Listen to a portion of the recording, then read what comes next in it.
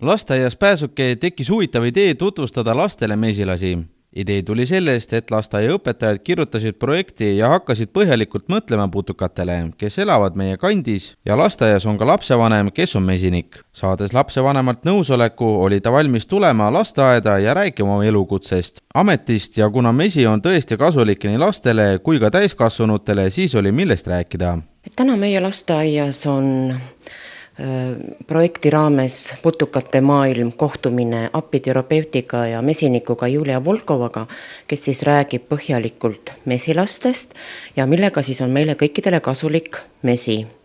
Ja rühmaõpetaja Svetlana Pavlinkova räägib siis selle projektist, millised eesmärgid on seoses selle projektiga ja mida nad tahavad saavutada. Teadmiseks, et Eesti elanikest tarvitas 2010. aastal 47% mett ebaregulaarselt. 40% kasutas mett vähemalt korra nädalas ning 13% iga päev. Mee tarbimine on kasvanud. 2000. aastal ei pruukinud mett viiendik eestimaalastest, 2005. aastal 13%, 2010. aastal aga vaid 5%.